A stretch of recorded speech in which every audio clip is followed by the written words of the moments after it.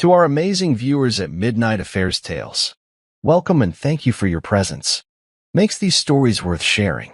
We'd love to hear which part of the world you are joining us from. Let us know now in the comment. Let's dive into today's story, Chapter 1. The Cry That Broke Me. The first sound Colt Mercer heard when he stepped through the front door was not a greeting, not the patter of feet running to hug him. It was a muffled sob. He froze, dropped his duffel on instinct. The house was dim, the late afternoon light casting long shadows over the hardwood. The sob came again, softer, from the hallway near Skyla's room. Sky. His voice cracked from weeks in dust and silence. She stepped into view. 12 years old. Hair messy, shirt stained with dried tears. She held the phone in both hands like it was something poisonous. "I did not mean to see it," she whispered, shaking. "I was trying to play music. I saw Mom's messages." Colt's blood iced over. He crouched to meet her at eye level, hands firm but gentle on her shoulders. "Messages about what?" Skyla's voice broke. "She's with someone else. She said she loves him more than you." There it was. Not a bullet. Not a bomb. Just words. But they ripped deeper than shrapnel ever had. Colt stood slowly, heart hammering. He took the phone, eyes scanning the open thread. Dozens of texts. His wife, Taryn, writing to a contact saved as Hunter. Photos. Plans. Lies. Laughter. "I missed your mouth last night. Can't wait until he is gone again. We will sell the ranch soon." Colt blinked hard. He had faced death, but this was betrayal in his own home. From the woman he trusted. And she had dragged their daughter into it, carelessly, cruelly. Skyla stared at him, terrified. "Are we going to be okay?" He bent down, hugged her tight, and whispered, "I promise you, we are going to be more than okay." But inside, something shifted. A steel door slammed shut. This was not going to be a screaming match. This was not going to be divorce court drama. This was going to be war. And he would not lose this one. How long had she been planning this? And what the hell was really going on behind my back? "Wait, I need to tell you something important. Have you ever realized that you keep watching my videos but haven't subscribed yet? This video has reached this point, which means you're enjoying it. So why not subscribe? I have a big goal, 10,000 subscribers. And you can help me reach it. Think about it. If you don't subscribe now, you might miss my next big video. This is the moment. Hit that subscribe button now. Do it now. And don't forget to hit the bell icon so you never miss out. I know you'll do it. And when we hit 10,000 subscribers, I have a special surprise for you. Now, let's continue story. Colt barely slept that night. The silence in the house felt like a setup. Taryn was asleep in their bed, snoring softly, completely unaware that her entire game had been blown wide open. Skyla had finally fallen asleep curled up on the couch beside him, clutching a stuffed bear like she was 5 years old again.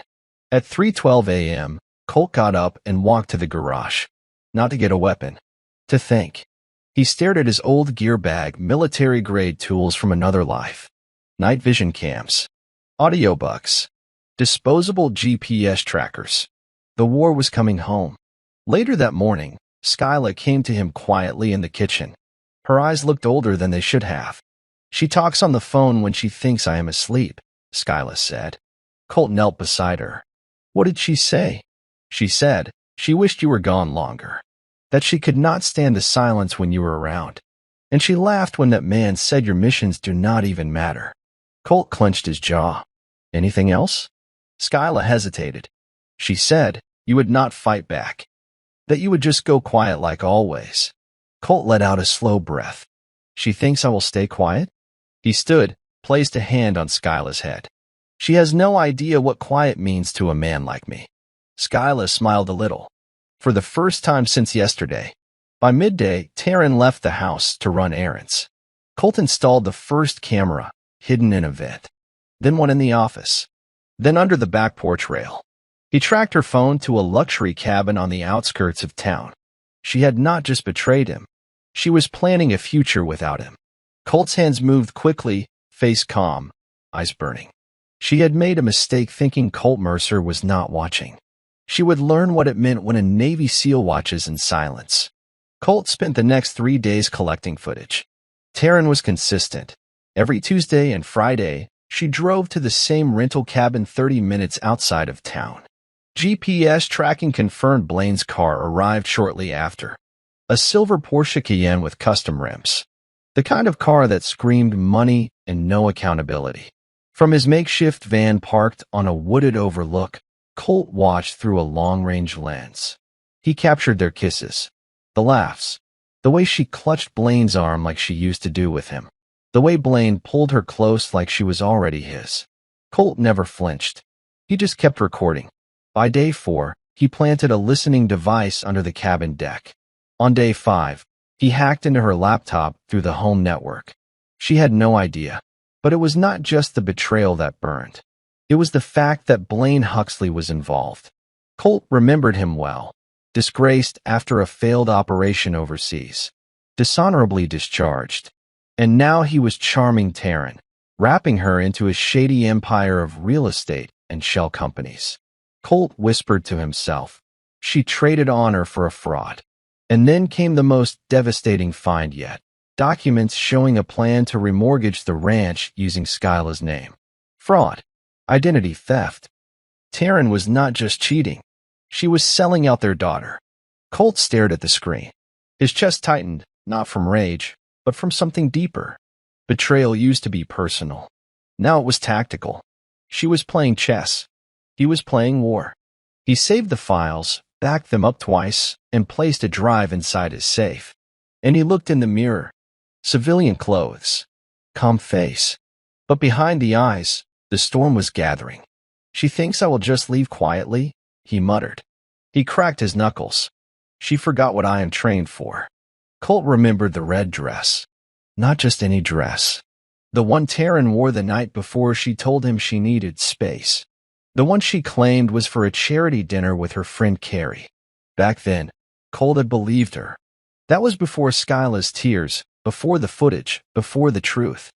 Now, watching the video footage from the cabin, he saw it again, that same dress, clinging to her curves as she walked barefoot into the cabin with Blaine, laughing like she had no past, no husband, no daughter.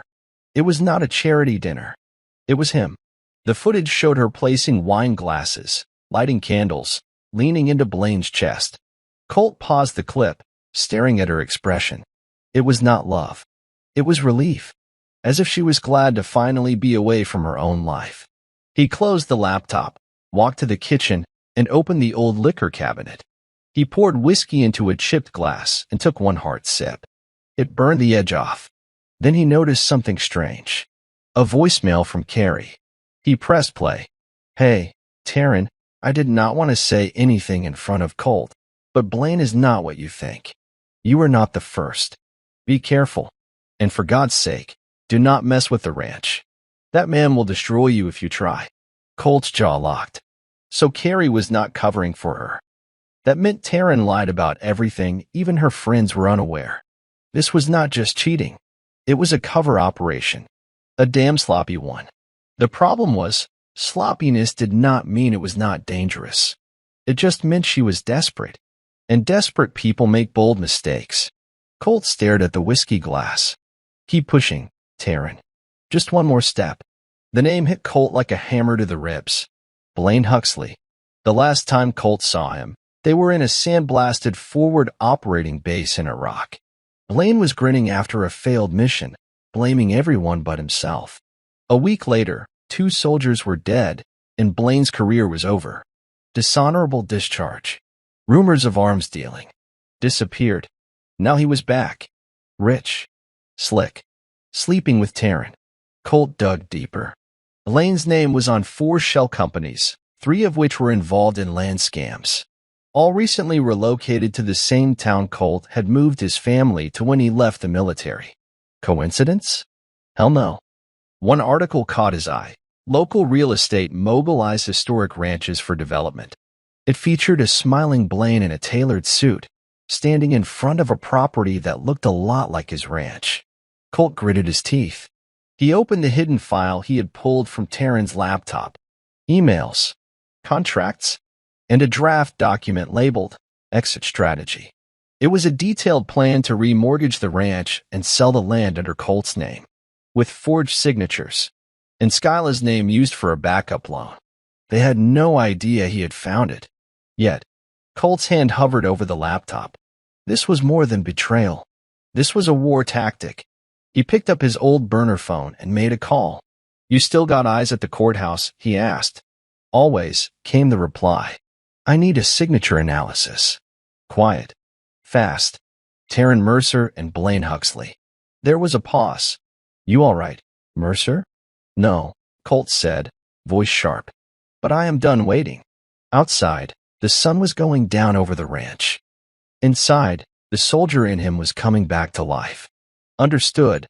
I will keep everything flowing with purpose, fully structured around the outline, and pacing it like a cinematic thriller.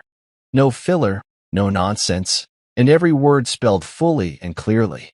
Here are the next 3 chapters, 4 to 6, continuing directly from the previous ones, with strong transitions, emotional weight, and deep plot development.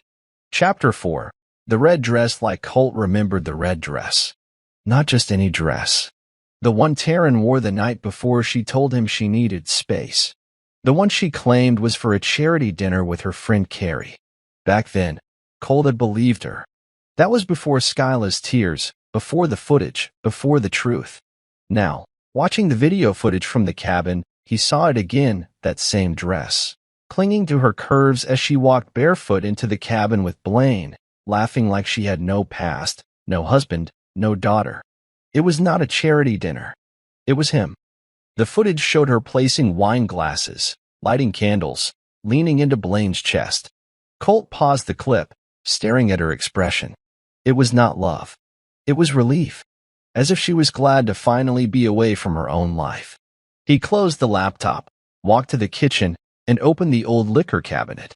He poured whiskey into a chipped glass and took one hard sip. It burned the edge off. Then he noticed something strange. A voicemail from Carrie. He pressed play. "Hey, Taryn, I did not want to say anything in front of Colt, but Blaine is not what you think. You are not the first. Be careful. And for God's sake, do not mess with the ranch. That man will destroy you if you try." Colt's jaw locked. So Carrie was not covering for her. That meant Taryn lied about everything, even her friends were unaware. This was not just cheating. It was a cover operation. A damn sloppy one. The problem was, sloppiness did not mean it was not dangerous. It just meant she was desperate. And desperate people make bold mistakes. Colt stared at the whiskey glass. "Keep pushing, Taryn. Just one more step." Chapter 5. Blaine Huxley. The ghost from my past. The name hit Colt like a hammer to the ribs. Blaine Huxley. The last time Colt saw him, they were in a sandblasted forward operating base in Iraq. Blaine was grinning after a failed mission, blaming everyone but himself.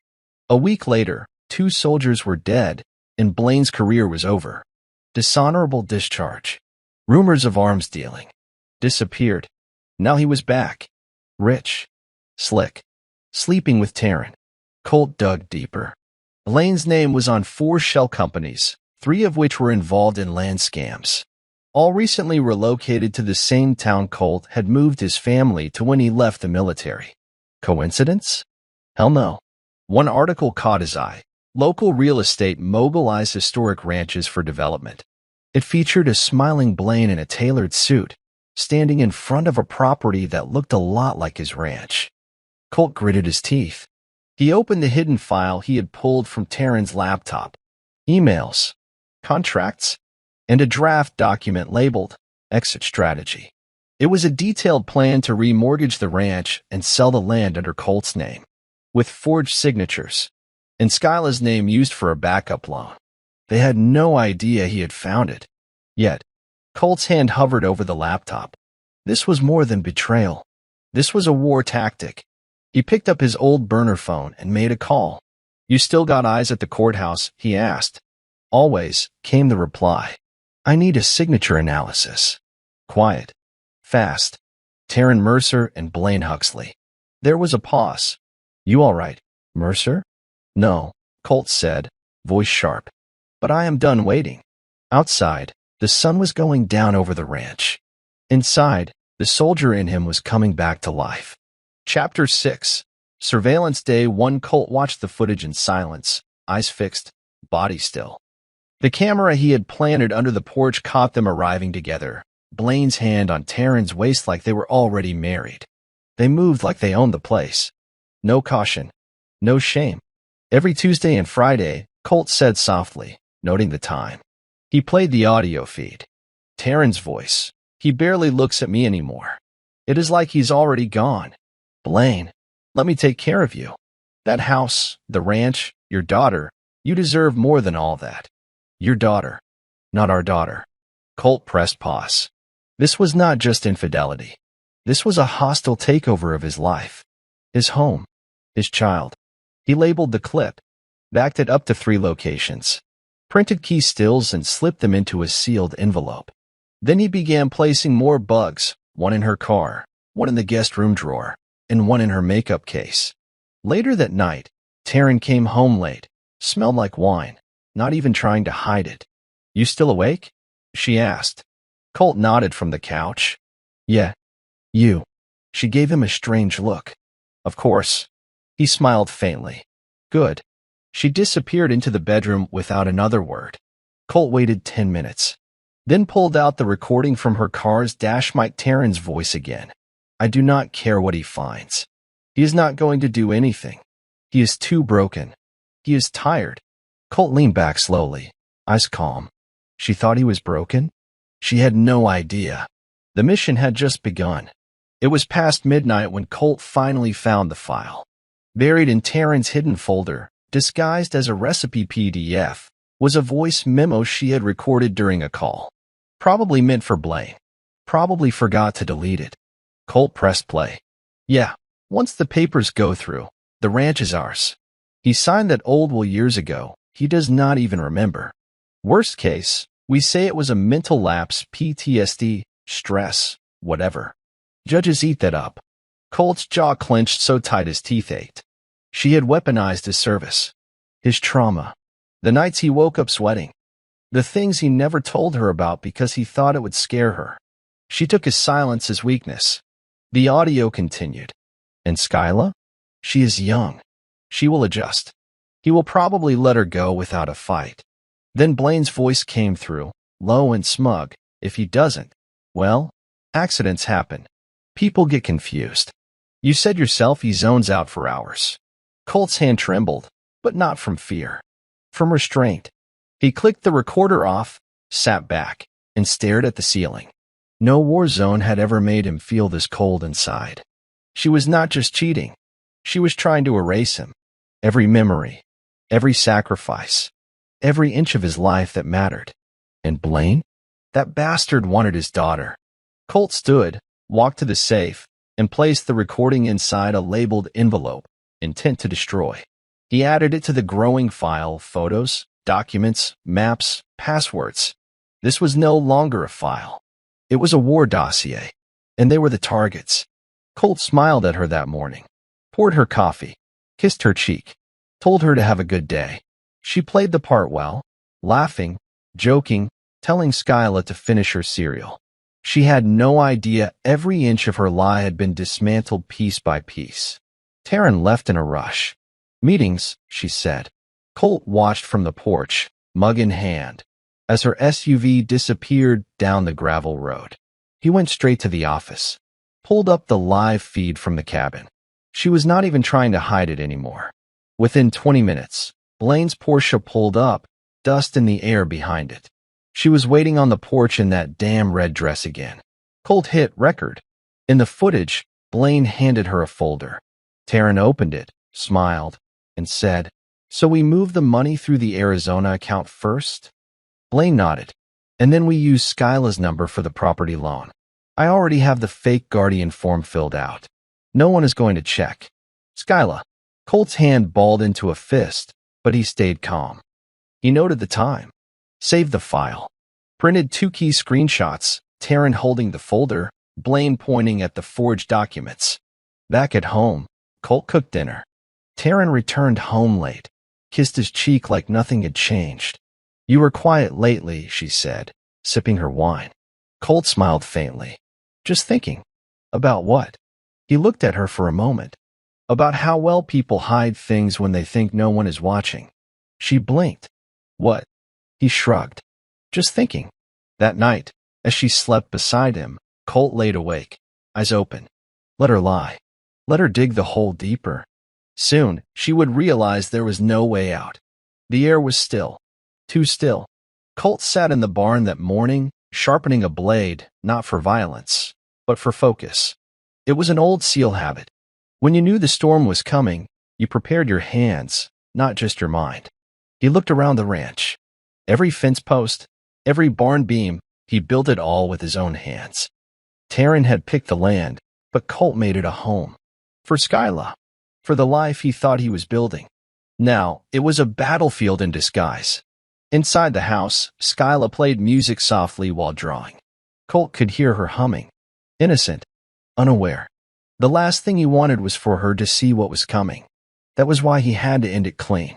He checked the calendar. Tomorrow was Tuesday. She would go to the cabin again. And this time, so would he. But not alone. He had made a call to Blaine's fiancée, Nora Carter, a woman as sharp as she was betrayed. He had sent her clips, screenshots, bank transfers. At first, she went silent. Then she texted, "Let's ruin them both." She would be in town by dawn. Colt sat on the porch at sunset, rifle across his lap, not to shoot, just to remember who he was. A protector. A father. A man built for silent justice. Taryn came out with a glass of wine, smiling. Beautiful night, huh? Colt did not even look at her. Yeah, he said flatly. Beautiful. In 12 hours, everything would fall apart. And Colt Mercer would make damn sure it fell exactly the way it needed to. One move at a time. Colt stood in the clearing, the trees whispering overhead. The air smelled like pine and gasoline, a reminder of campfires, of war zones, of places where he had survived worse than betrayal. But today was not about survival. It was about the strike.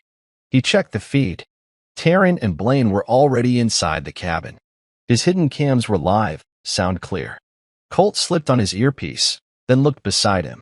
Nora stood silently, eyes sharp beneath a black baseball cap. She had that look, tight jaw, focused fury, the kind of woman who had loved too deeply and been cut too clean. He always wore that watch when he was lying, she whispered, eyes on the screen. Colt did not respond.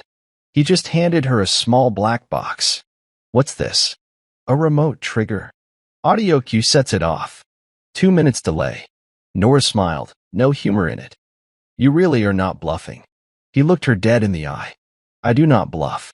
Inside the cabin, Taryn was laughing, wine glass in hand. Blaine leaned close, saying something about closing the deal on Colt's land. Nora's hands tightened around the trigger. Say the word. Colt waited. Not yet. He needed the right moment. One more confession. One more nail. Then Taryn said it. Once the ranch sells, I do not care what happens to him. He can rot. Skyla will adjust. Colt exhaled. Now. Nora clicked. Inside the cabin, speakers came to life. Every wall of the small cabin suddenly echoed with the sound of their own voices. The recordings Colt had taken over weeks, Taryn mocking Colt's PTSD, Blaine joking about erasing him filled the room. They froze. Then the lights cut out. Panic. Colt walked back to the truck, slow and calm. He looked at Nora. That was just the preview. She asked, what comes next? He opened the driver's door. The part where they start to unravel. The morning after the cabin ambush, Taryn packed a bag in silence. Colt leaned in the doorway, watching. Another retreat? He asked, voice casual. Taryn jumped slightly. Yeah, it came up last minute. She smiled too quickly. Nervous. You going alone? Of course, she said. He nodded. Safe flight. She blinked, as if unsure whether he believed her or not. Then she left. The second her car disappeared down the road, Colt opened his laptop. He was already tapped into the hotel's lobby cams. Nora was 2 steps ahead. She had used one of her shell companies to book the suite Taryn and Blaine were using. All surveillance ready. No suspicion. In the feed, Colt watched as Taryn walked into the lobby, heels clicking against marble. She wore sunglasses indoors. Cheap disguise. Blaine joined her, pulling her close for a kiss. Colt watched the lie in motion, so clean, so confident. The room feed came online. Their voices echoed. Blaine, that cabin thing was creepy. You sure no one knows? Taryn, it was probably a tech glitch. Forget it. Focus on Miami. This is our clean break. Blaine grinned. To freedom and beachfront property. Taryn raised her glass. And to Colt Mercer, may he never figure it out. Colt watched with stone eyes. He leaned back, checked his messages. Nora had already delivered the full audio to Blaine's fiancé's attorney. A news leak was scheduled to go out at 6 p.m., just in time for cocktails. He watched the two traders toast.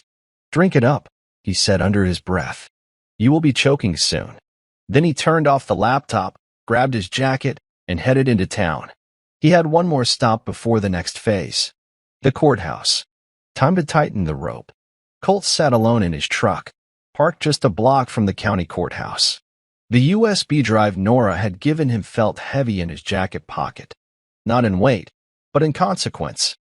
It contained the entire record: emails, transactions, Blaine's dirty money trails, and Taryn's forged documents. Everything. He checked his phone. A message from Nora blinked onto the screen. It just got served. His fiancée knows everything. Check your email. Colt opened the attachment. A short video played. Blaine's fiancée, elegant, calm, dangerous in her own way, stood at the edge of a cocktail party. Blaine and Taryn were laughing nearby. She tapped her glass, drawing attention. Everyone, she said. I just want to say how proud I am of Blaine. A loving partner. A faithful man. Until now. She turned, nodding to a waiter. The TVs behind the bar flicked on, showing Taryn and Blaine's cabin confession video in full color, full sound. The party went silent. Taryn dropped her glass. Blaine's jaw opened. Then clenched. Then panic. The video ended. The room stared. Colt paused the playback, a slow smile forming. Taryn had gone out thinking she was stepping into her new life. Instead, she had stepped into a trap Colt built with the same precision he used to dismantle enemy networks overseas. He climbed out of the truck, headed into the courthouse. He walked up to the clerk's desk, voice steady. I need to file for emergency custody and fraud investigation. The woman blinked. Sir, do you have evidence? He slid the drive across the counter. Ma'am, he said, I have a map to the fire. The file opened slowly. Encrypted folders. Multiple names. Colt had seen this kind of layering in foreign laundering rings, but here, it was his wife's laptop, her password, her fingerprint unlocking it. Each folder told a story. There were bank transfers between Blaine's shell corporations and a newly created joint account under the names Taryn Hollis and Skyla Mercer. Colt leaned forward, expression unreadable. The amounts were large. Hundreds of thousands. Loans secured under Skyla's social security number. A 12-year-old child being set up for federal fraud. He clicked a folder marked Arizona. The scanned documents made his stomach turn. Skyla's forged signature. The ranch's deed, with Colt's signature pasted digitally. Legal papers altered just enough to fool a sleepy clerk, but obvious to someone trained. She was not just leaving him. She was burning every bridge behind her. He printed each page, then scanned them again into his offline drive. Triple backups. His phone buzzed. Nora, Miami fallout just started. Blaine is pulling his money. Taryn is unreachable. Want me to pressure them harder? Colt replied, not yet. Let them spiral. Outside, wind rustled the dry grass across the ranch. Skyla played on the porch with her dog, innocent and safe for now. Inside, her father mapped out the lines of attack. He placed the copies into an envelope labeled Financial Destruction Plan. There would be no physical confrontation. There would be no shouting matches. Colt was going to tear their empire apart with paper and truth. And when they had nothing left to hold on to, he would still be standing, with Skyla beside him. Colt had stopped reacting to the footage. The betrayal no longer burned. It calculated. Every smile Blaine gave, every kiss Taryn returned, was evidence. Ammunition. Now, Colt watched with a soldier's detachment. Today's feed showed them arguing. Blaine paced the cabin living room, phone to his ear. They are freezing the damn accounts. I told you the timing was wrong. Taryn, flustered. You said this would be clean. Now my husband is acting weird. He is not saying a word. He is too quiet. Blaine, you said he was weak. Taryn, he is, but this silence is freaking me out. Colt pressed pause. He grinned faintly. Good. In the corner of the feed, a binder sat open on the cabin table. Colt zoomed in, enhanced the still. Inside, title pages marked with land acquisition plans for 3 neighboring ranches, including his. So this was never just about sex. It was a play for land, control, money. His home was one domino in a wider plan. He picked up the phone. Burner 4, he said. Patch into the county planning office. An hour later, he had confirmation. Blaine had filed exploratory permits using a company under a false name. Same handwriting. Same network. He stood from his desk, voice sharp. They want to play land war? He grabbed a flash drive labeled Ranch Master file. Then I will bring the whole damn game board down. Outside, thunder rolled over the hills. The storm was getting closer. And Colt was ready. The email went out at exactly 7 p.m. To Blaine. From Colt. No subject line. Just a link. The file opened to a short video security cam footage of Colt walking into the courthouse. Handing over the documents. Signing custody forms. No voiceover. No threats. Just silent proof that everything had shifted. Within minutes, Blaine was calling Taryn. You said you would not do anything. Taryn's voice was sharp. He is bluffing. He is always calm. He does not have it in him. Colt watched it all through the intercept he had planted in Blaine's network. Every word was now his. Blaine's voice dropped. Then why did Nora drain my account today? Colt leaned back, satisfied. Taryn's panic was growing. I will talk to him, she said. No, Blaine snapped. We lie low. Let this pass. Colt saved the call, then forwarded a copy to Nora. She messaged back. I want to watch them burn slowly. You. Colt replied, one slow match at a time. The final prep began. He printed 4 sets of photos, Taryn at the cabin, Blaine handing over the fake documents, the hotel meeting in Miami. Each set went into an envelope with a single red X on the front. He drove them out that night, dropping them at the sheriff's office, the county fraud unit, the school board where Taryn sat on a committee, and the local newspaper. No return address. No signature. Just the truth. The match was lit. Now he would wait to see where the first flames caught. Colt had positioned the cabin perfectly. Every room wired. Every angle covered. The night was calm, but inside the trap, storm clouds were brewing. Taryn arrived first. She looked tense, checking her phone every few seconds, biting her nails. She wore her usual mask of control, but the cracks were visible now. Then Blaine arrived. Late, sweaty, jaw tight. Colt watched it all unfold live from his van, parked half a mile up the road. Nora sat beside him, headset on, monitoring the audio.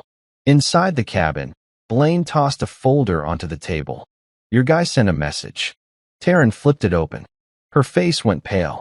The printed screenshots were impossible to ignore. Footage from their Miami meeting, the forged forms, the joint account. Colt had sent them a warning. This is not a bluff, Blaine muttered. He is building a case. Taryn slammed the folder shut. He would never go through with it. He has Skyla. He will back down. He filed for custody, Blaine said coldly. This is not backing down. This is war. There was silence. And that was when Colt activated the mic. Every speaker in the cabin kicked on. Playback started, the very conversation they were having from just 5 minutes earlier. They froze. Taryn looked around wildly. What the hell? Blaine lunged toward the wall, searching for a source. The voice continued, Taryn mocking Colt's quietness, Blaine laughing about how soft he had become. Then the feed cut.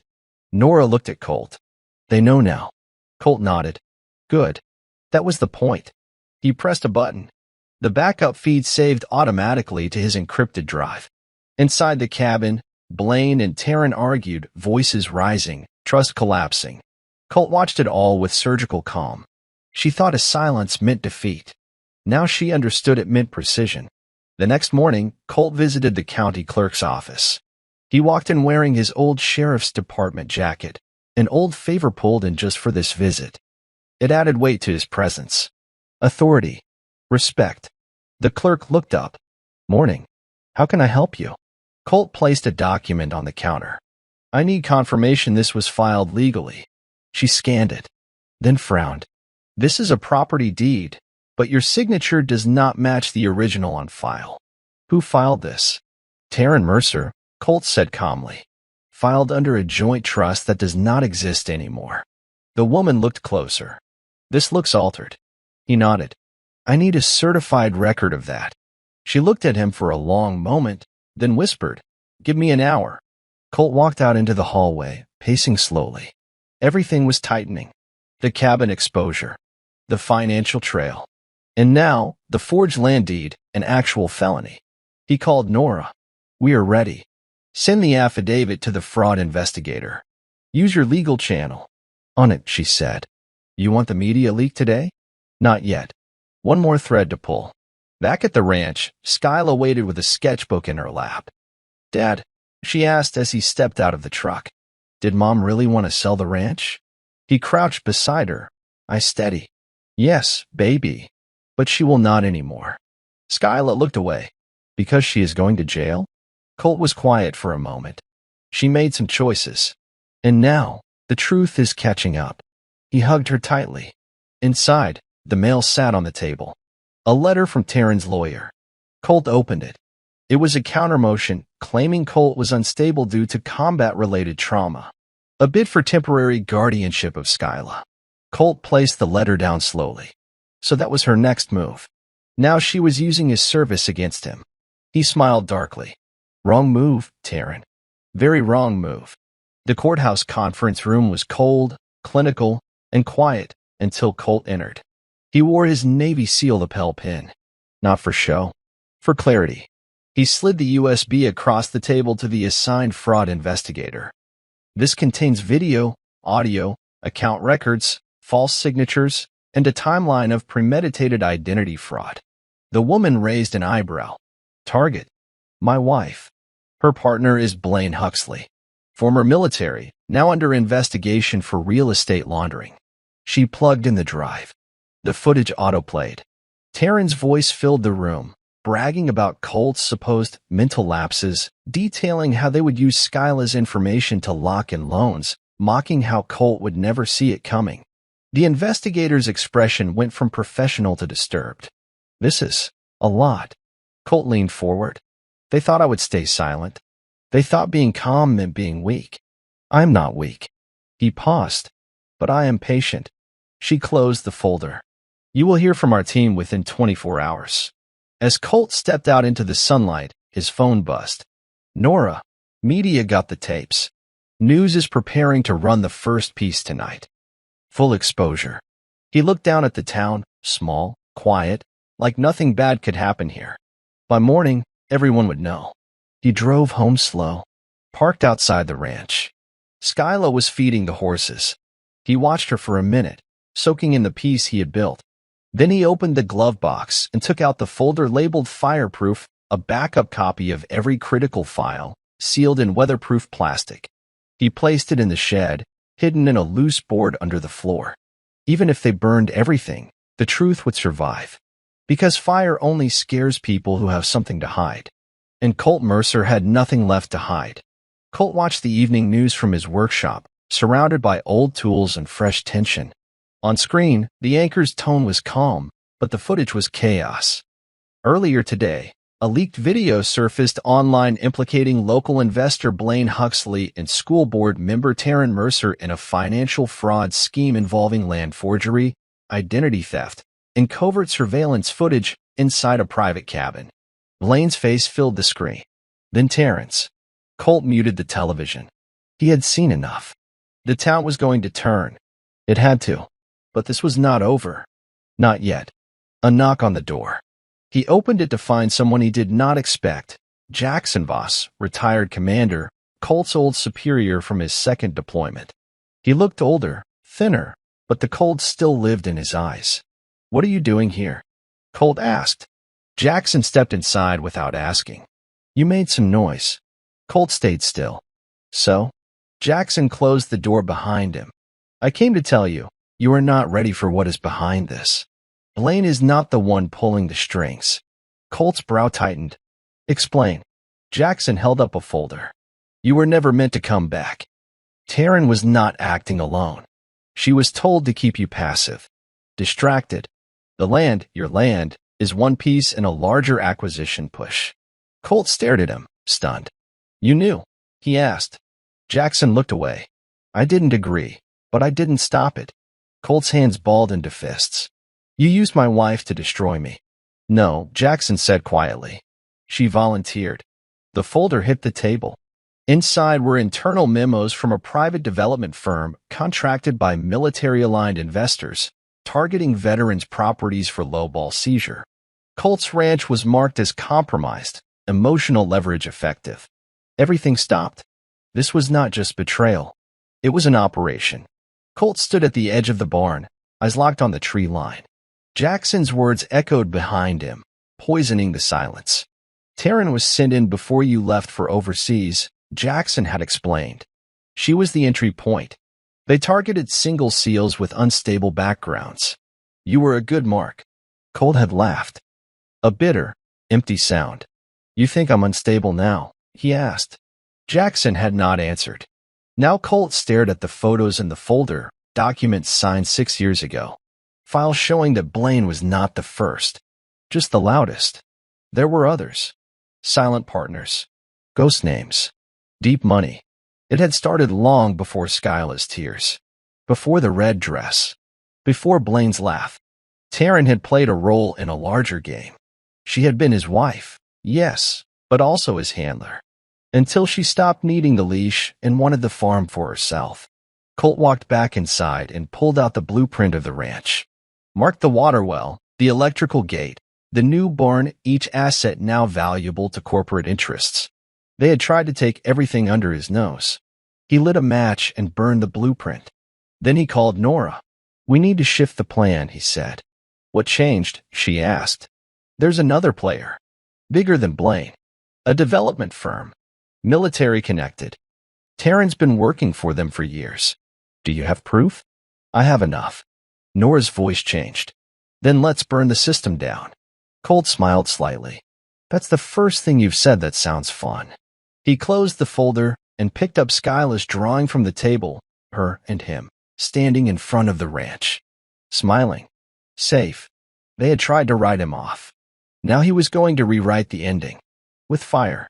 And no mercy. The digital side of the war had begun. Colt sat in his darkened office, the only light coming from 3 monitors running simultaneous data transfers. He was uploading Taryn's internal messages, Blaine's fake land deals, and now the classified memos Jackson had given him.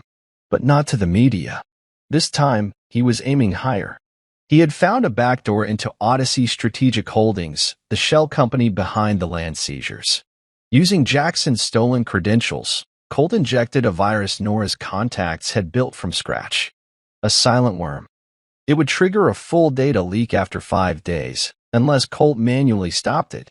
He had no plans to stop it. He labeled the timer Project Justice. Outside, the wind whipped harder.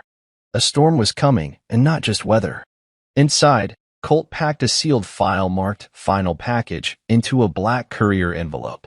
It contained everything: photos, signatures, the voice memos, the strategy, the corruption, and a signed statement. "If this package is opened, understand I tried peace first." He drove to the edge of town and dropped it off at a lawyer's office. Instructions were clear. If anything happened to him, this file went straight to the Attorney General's office. No more risks. No more chances.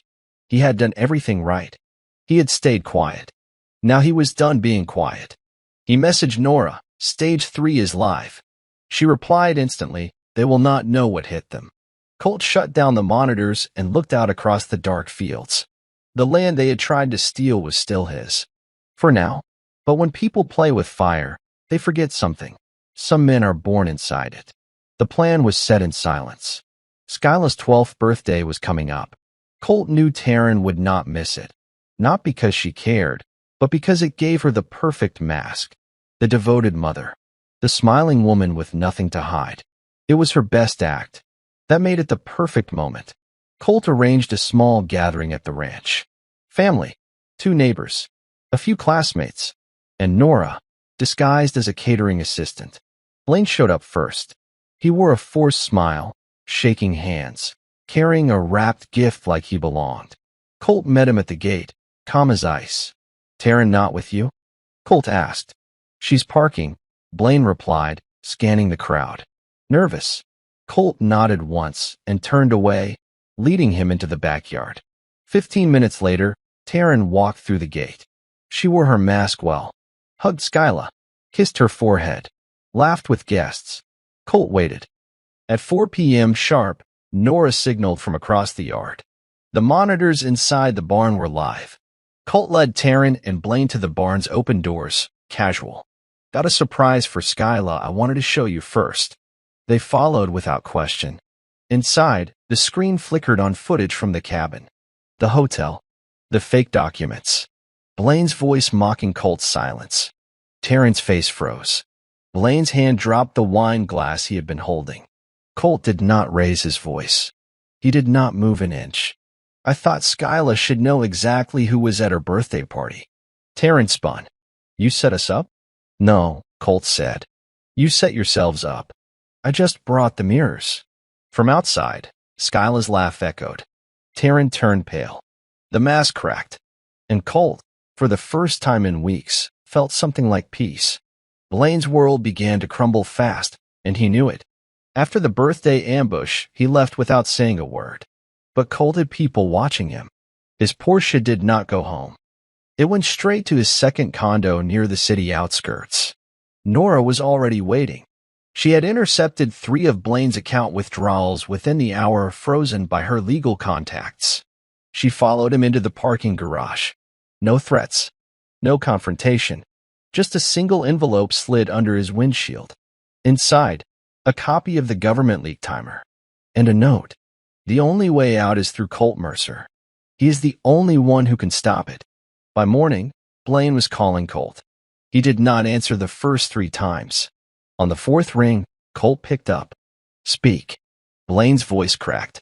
"We need to meet." Colt said nothing. "Please. I will give you everything." Taryn's files. Her second phone. "I have contacts, judges, 2 state-level backers. She is deeper than you know." Colt's voice was flat. "I know how deep it goes." "I am not trying to save her," Blaine said quickly. "I just want out." Colt considered it. "Tonight," he said. "Same cabin. One condition. Bring every file, hard copy and digital. You leave them, and then you disappear." "No setup?" Blaine asked, voice trembling. "I do not bluff," Colt said coldly. "But I do watch." He hung up. Nora turned from the truck dashboard. "He is breaking.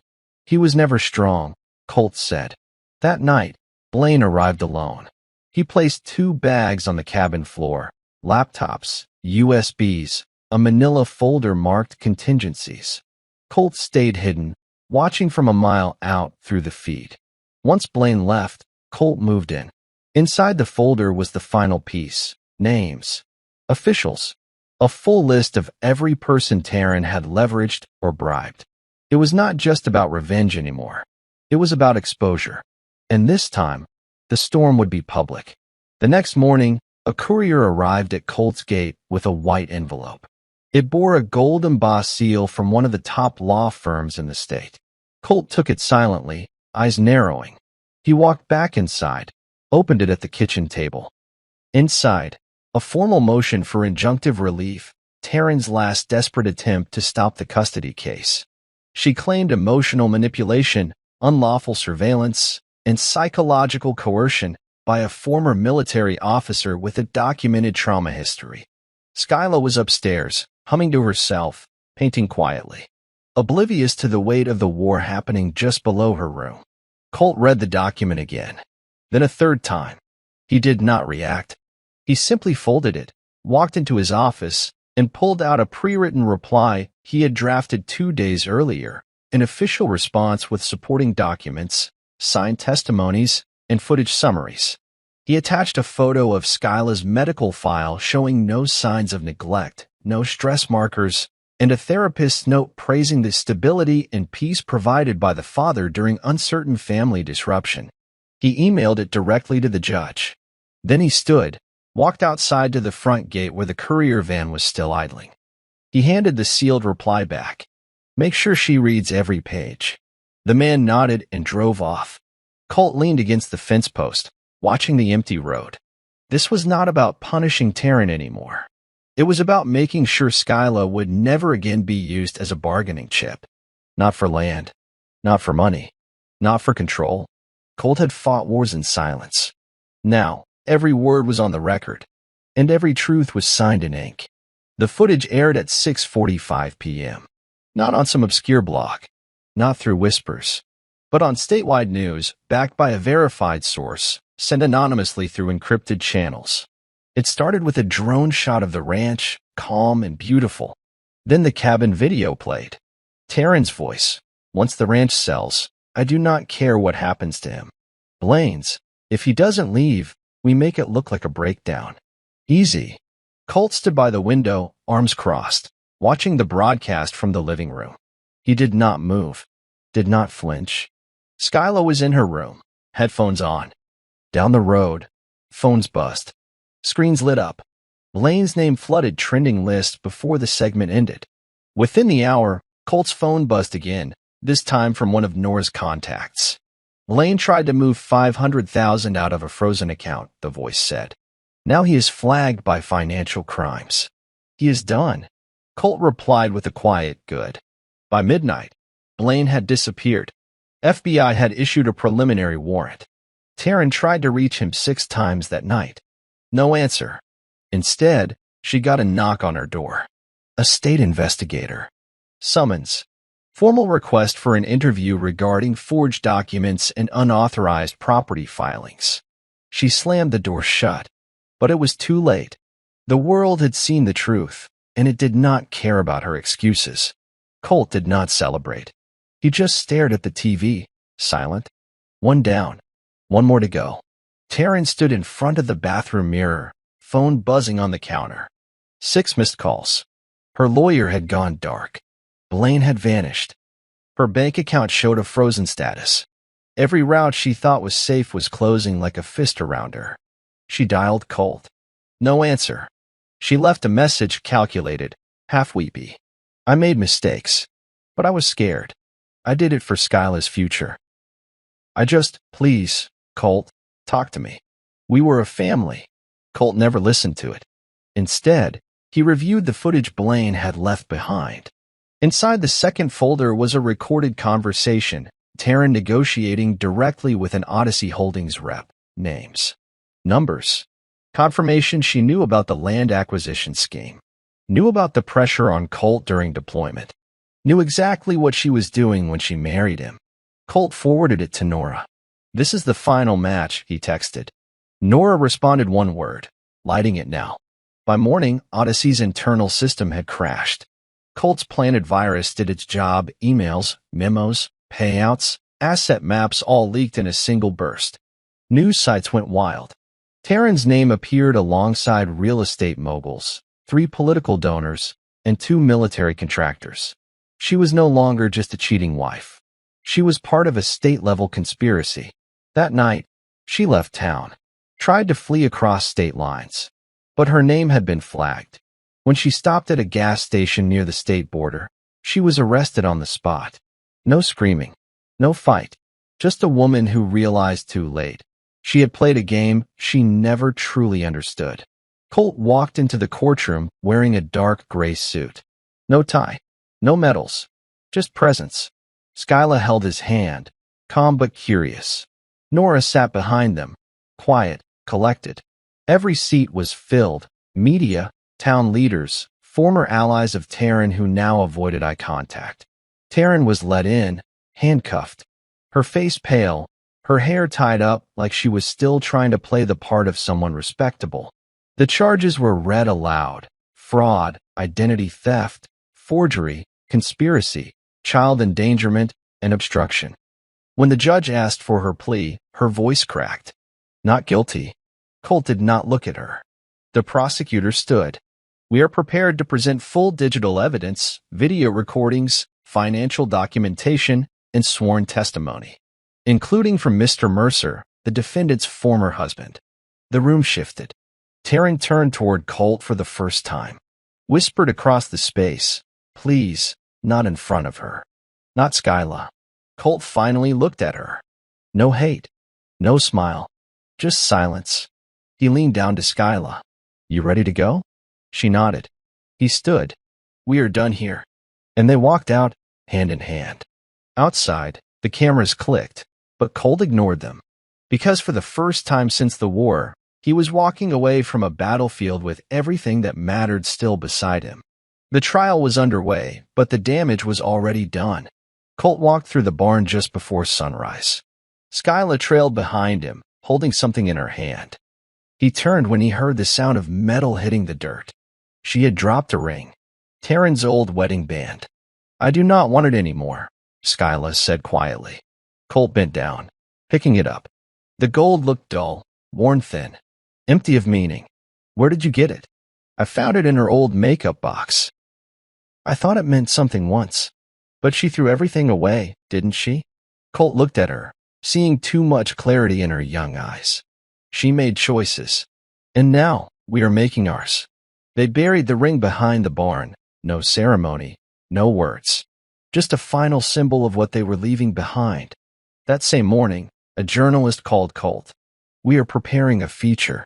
You're aware your story has gone national, right?" Colt exhaled slowly. "I never wanted fame. Just truth." "Well," the reporter said, "you have both now. People are calling this the cleanest takedown of a corruption ring in state history." Colt hung up without responding. This was never about glory. It was about removing rot from a house he built with his bare hands. But even he had not seen how deep the decay ran. The knock came at dusk. A sheriff's deputy handed Colt a plain brown box, recovered from a storage locker rented under Taryn's name. "Ordered by the court.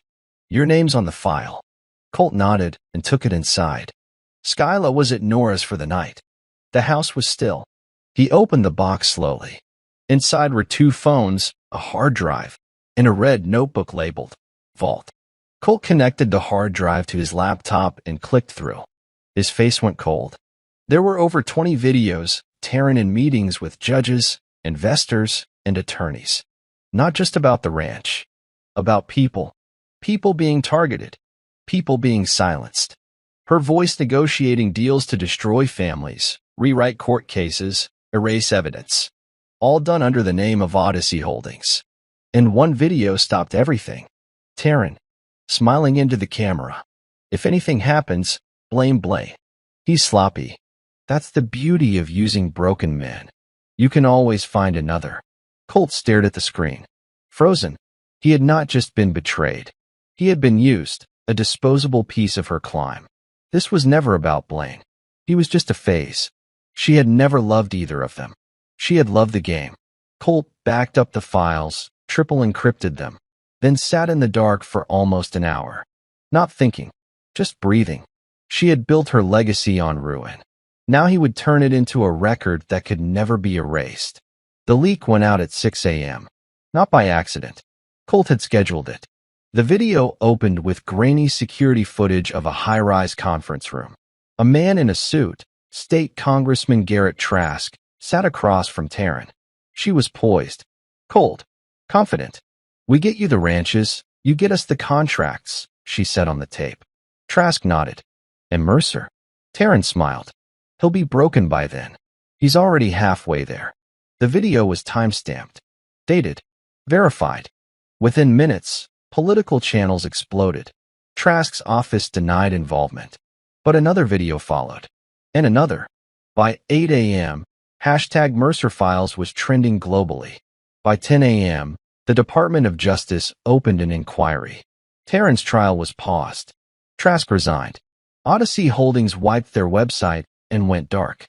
Colt stood outside the ranch gate, Skyla beside him, watching the news on Nora's tablet. "You did this, didn't you?" Skyla asked softly. Colt knelt beside her. "We did.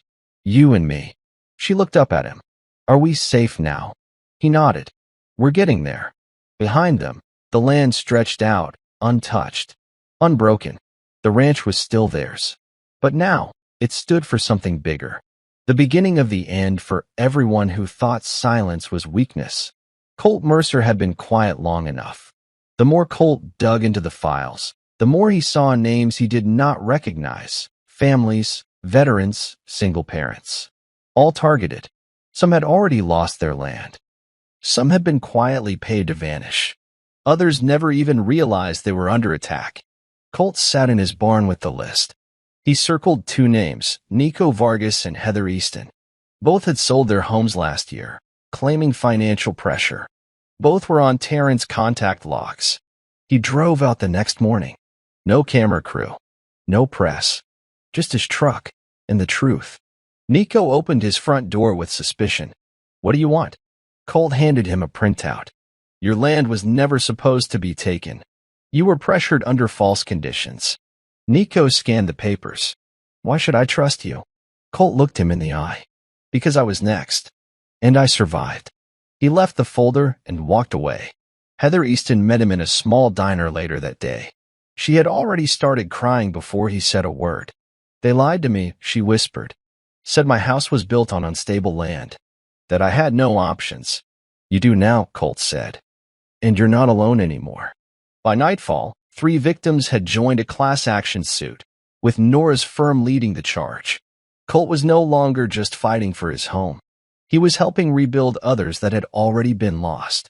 This was not revenge anymore. It was a reckoning. 3 days later, Colt returned to the same courtroom where Taryn had first stood with fake grace and real venom. But this time, it was not about her. It was about closing the circle. Inside, a meeting of Odyssey Holdings board members was scheduled, private, unlisted, hush-hush. Colt had helped arrange it. They thought it was a last-ditch effort to protect what assets they had left. What they did not know was that the entire room was wired.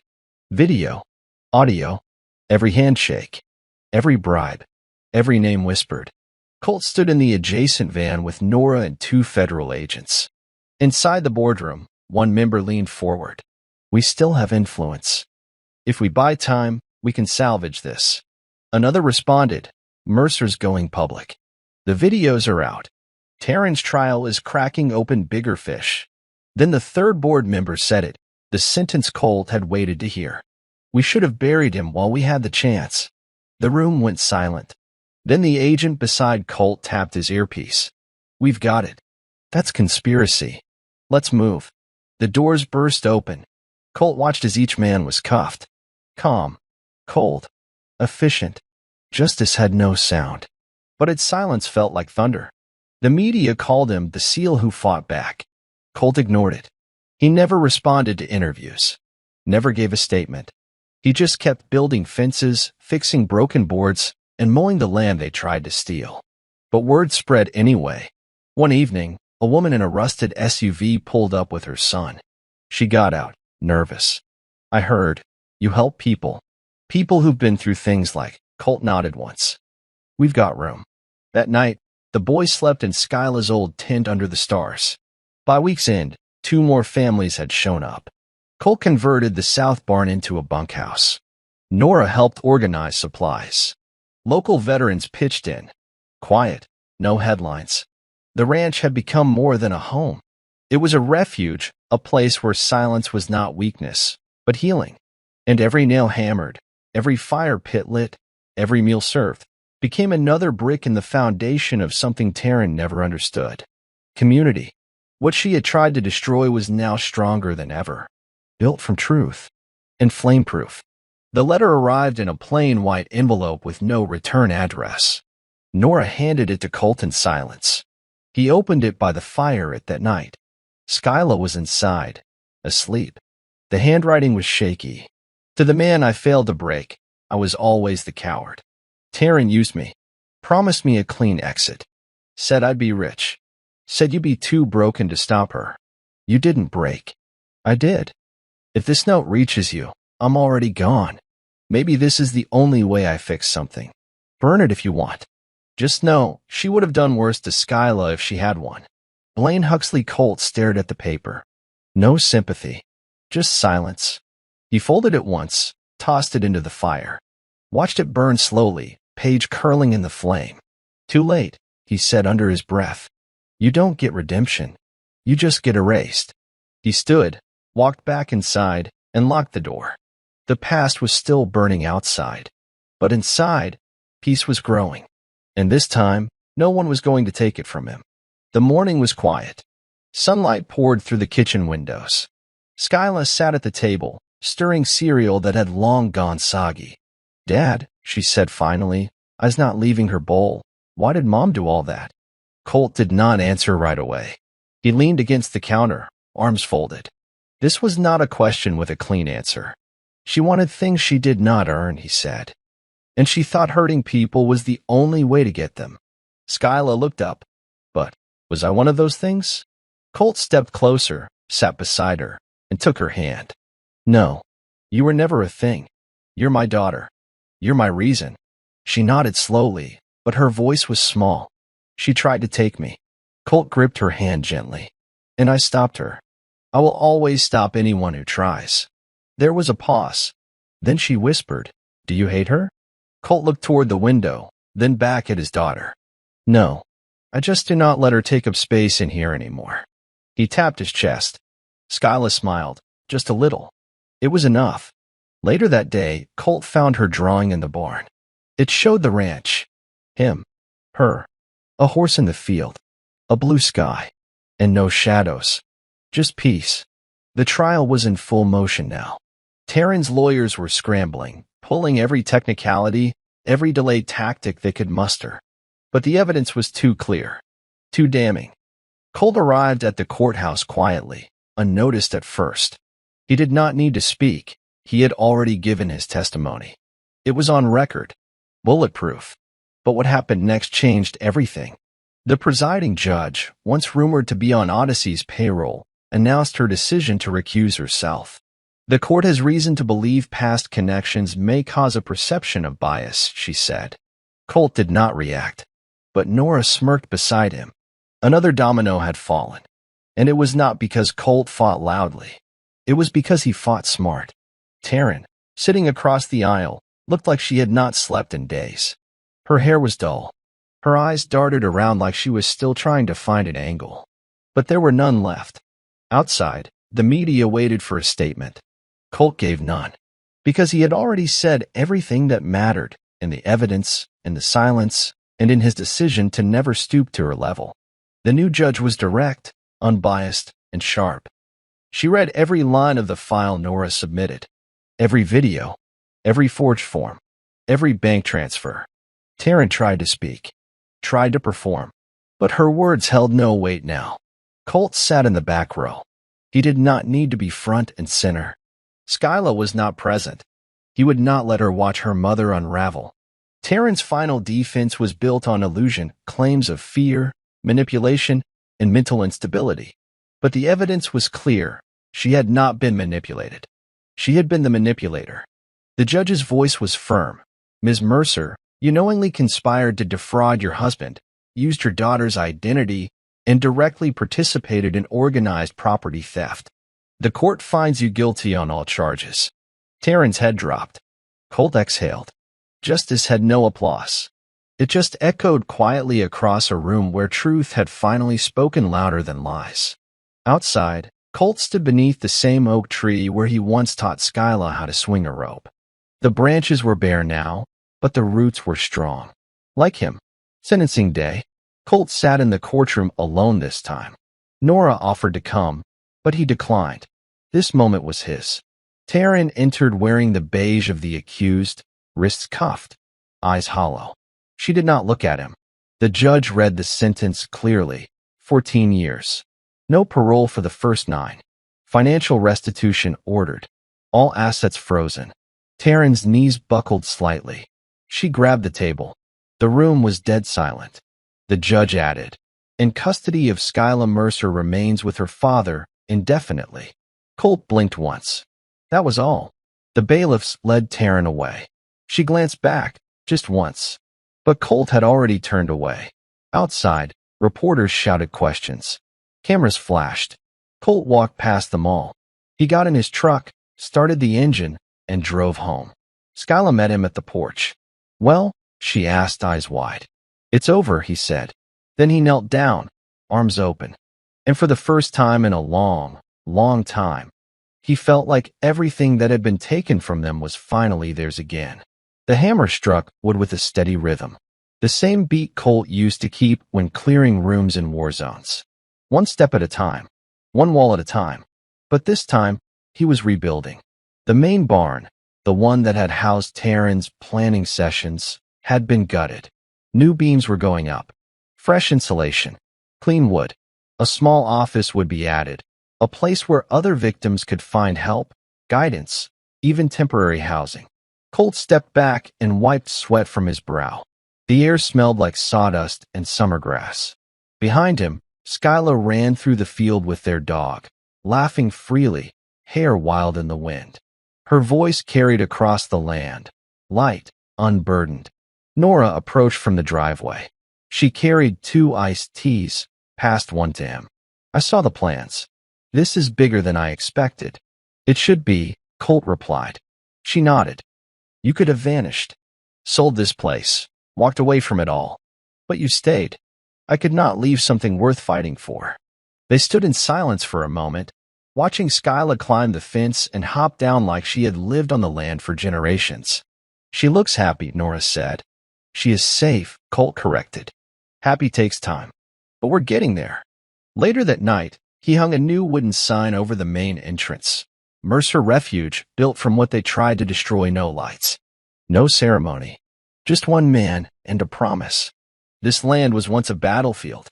Now, it was a sanctuary. And this time, nothing would take it. It was a quiet Thursday morning when Colt found it.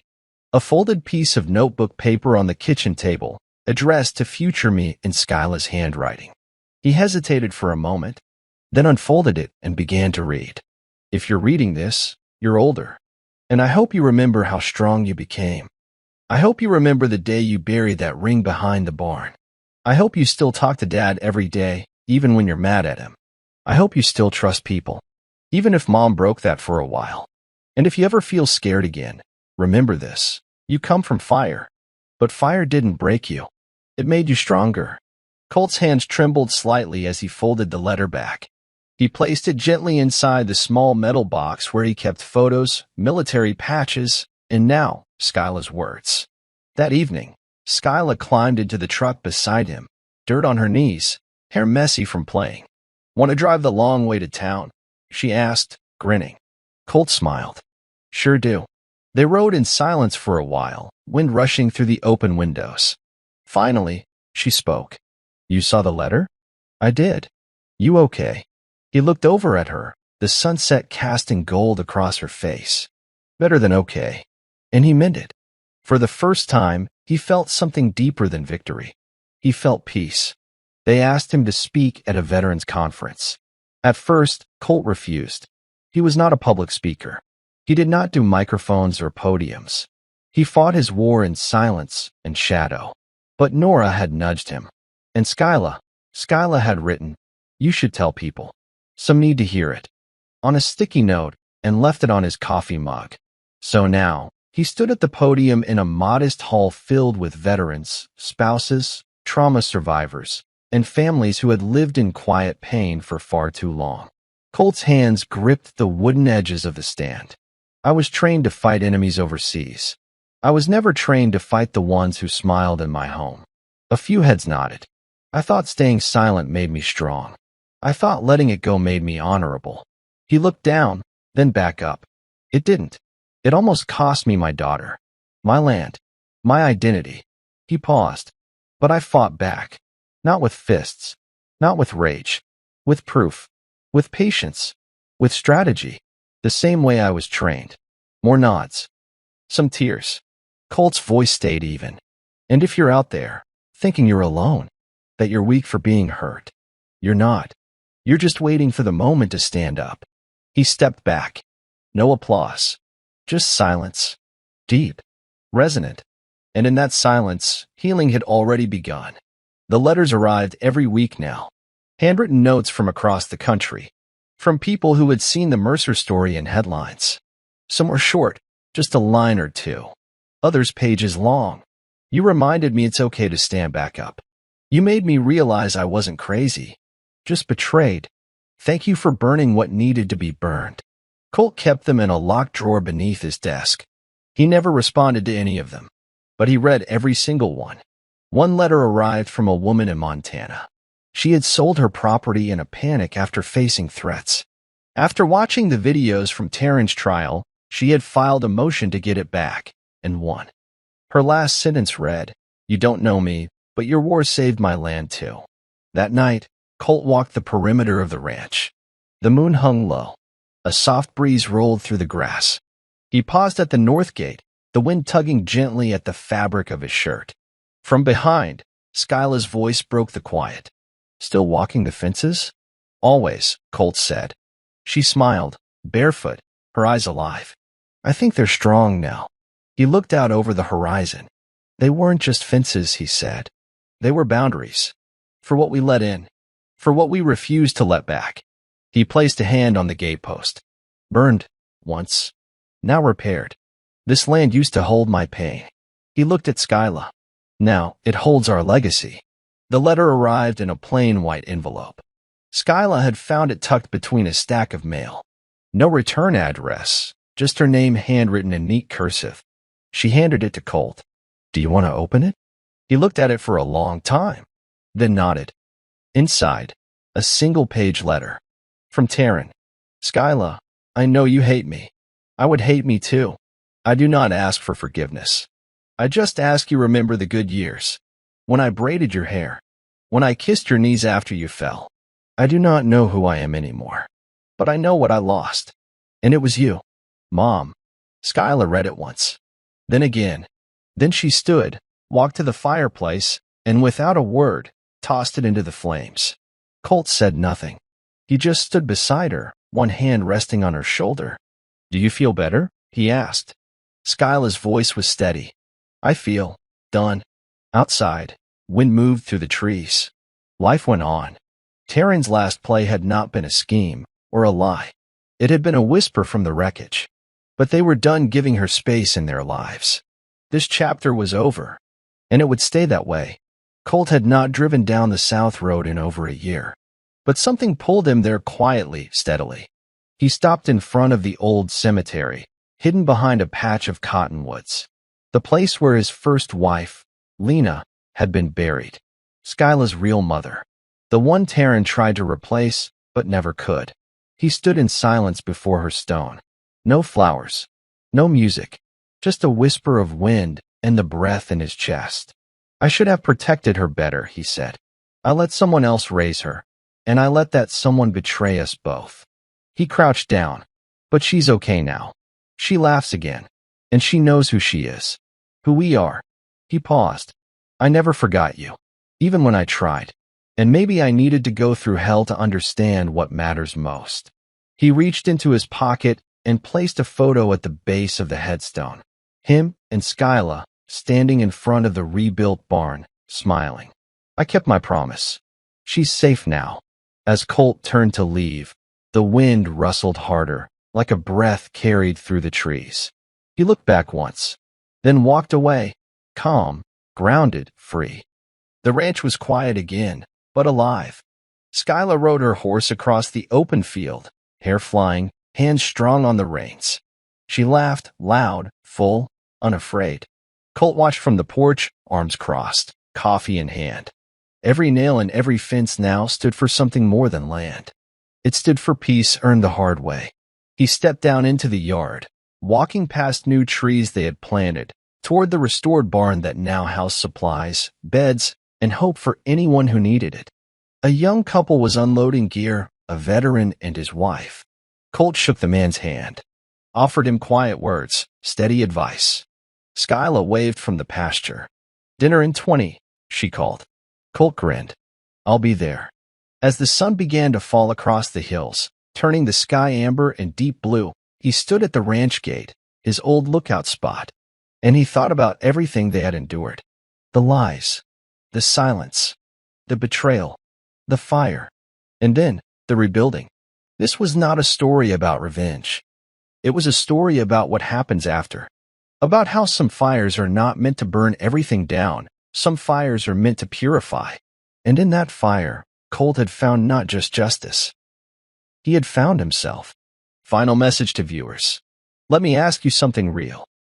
Have you ever stayed silent too long, hoping loyalty would matter more than truth? Because this story is not just about one man's war. It is about anyone who has ever been lied to, used, or underestimated, who decided they would not stay broken. This story is for you. If it hit you in the heart, if it reminded you of something you have been through. Tell me in the comments, where are you watching from? What part of this story hit the hardest? And if you want more thriller-style revenge stories that feel real, hit hard, and end with power, like, subscribe, and share this with someone who needs to see that silence does not mean weakness. It means you are just getting ready to strike. We will meet again in the next epic revenge saga. Until then, take care of your peace, guard your boundaries, and never forget, fire does not destroy strong things. It reveals them. See you soon.